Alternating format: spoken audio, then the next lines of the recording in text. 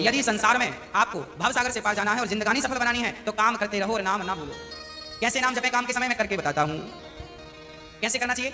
सबसे पहले जब हम सोकर उठें तो हमें क्या करना चाहिए? हम पहले तो ये निश्चित करें कि हमें उठना कब है। हमें कब उठना चाहिए? सूर्योदय के पहले।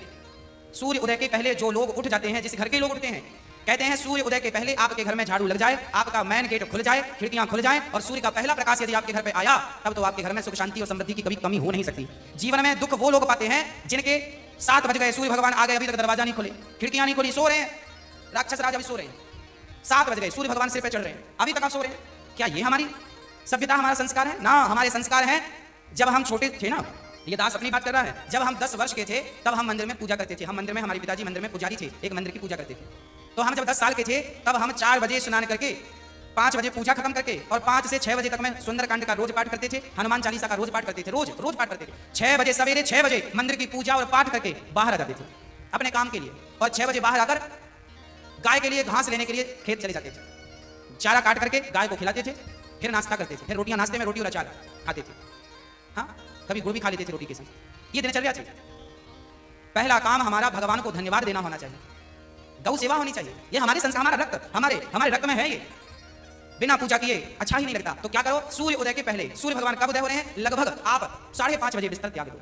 बिस्तर त्यागने के पीछे भी कारण कैसा है, कैसे त्यागना है? डायरेक्ट उठ के चलना नहीं है। सबसे पहले जैसे ही आपकी आंख खुले, आंख खोलते ही राम नाम ते ही सुमिरन कीन्हा, हृदय हर्ष कपि सज्जन चीन्हा, यही सन हटि करिहउँ पहचानी, साधु ते होहि न कार्य हानि।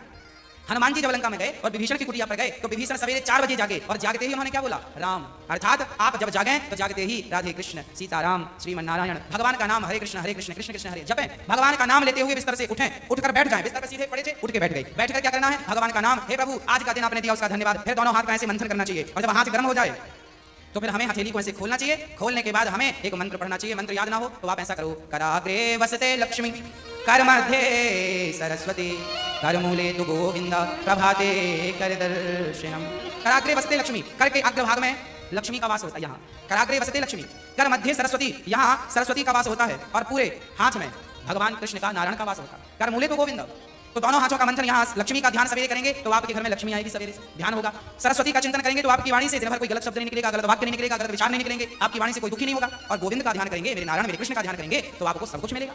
तो पहले दोनों हाथों का मंथन करके दर्शन करें, फिर दोनों हाथों का मंथन करके जब हाथ गर्म हो जाए तो अपने चेहरे पर लगाएं, अपने नेत्रों पे वो हाथ लगाएं और उसके बाद सबसे पहले उठकर आप अपने बच्चों को ये चीजें समझाएं। सबसे पहले उठकर आप पृथ्वी माता को प्रणाम करें। पृथ्वी माता को, हे पृथ्वी माता आपका धन्यवाद, आपने हमें एक अवसर दिया है, आपके ऊपर हम कितना पाप करते हैं। हाँ, मलमूत्र जैसी गंदगी त्यागने के लिए हम मजबूर हैं। माँ हमें क्षमा करना। पृथ्वी माँ को प्रणाम करना चाहिए। उसके बाद आप अपना पाँव बिस्तर के नीचे रखें। हाँ, उसके बाद बिस्तर के नीचे पाँव रखें और सबसे पहले सवेरे बढ़िया सा पानी पेट भर के पीना चाहिए। मैं थोड़ा स्वास्थ्य की बात भी आपके लिए कर दूं। बच्चों को तो जानकर रात के तांबे का बर्तन, जानते हैं कॉपर, तांबे के लोटे में धुलकर पानी भर दो, उसे ढक दो और वही तांबे के बर्तन में जो रात भर से पानी पड़ा था उस पानी को सवेरे बच्चों को पिलाओ।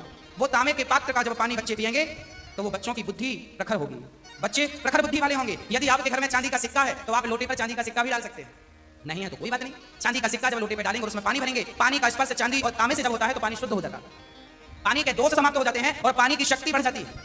अरे फिल्टर करने वाली मशीनें जो आपने घर में लगवा रखी हैं, आरओ, ये क्या करते हैं? ये पानी वेग से जाता है, टकराता है, टकराने से पानी की शक्ति घटती और बढ़ती है।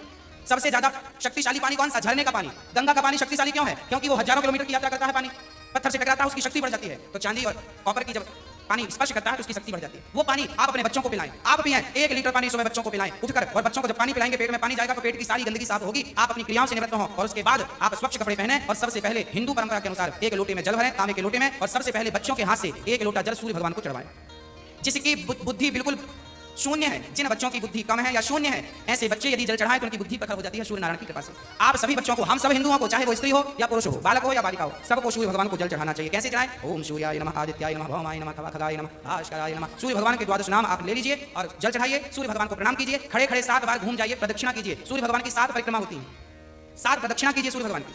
और उसके बाद यदि आप पति पत्नी में कोई खटापटी चल रही है, झगड़ा चल रहा है, तो आप भी जल चढ़ाएं सूर्य भगवान को, पर उसमें आप थोड़ा सा गुड़ डाल लें, गुड़, मीठा पानी। जब मीठा जल चढ़ाएंगे सूर्य भगवान को तो आपके रिश्तों में मिठास बनी रहेगी। और मैं आपको बता दूं कि आप अपने बच्चों को जो जल चढ़वाएं वो सादा जल ना चढ़वाएं, उसमें थोड़ी कुमकुम डाल लो, रोली लाल कर लो पानी को, लाल पानी सूर्य भगवान को चढ़ाओ, रंगीन पानी सूर्य भगवान, या चंदन घिस के डाल लो, एक केसर का पत्ता डाल लो, ऐसा रंगीन पानी जब सूर्य भगवान को चढ़ाएंगे तो आपके जीवन में भी नाना प्रकार के भक्ति के रंग, प्रेम के रंग, ज्ञान के रंग चढ़ेंगे। हाँ, तो सूर्य भगवान को प्रणाम करो। उसके बाद आप अपने घर से, जो आपके मंदिर है घर पे, ठाकुर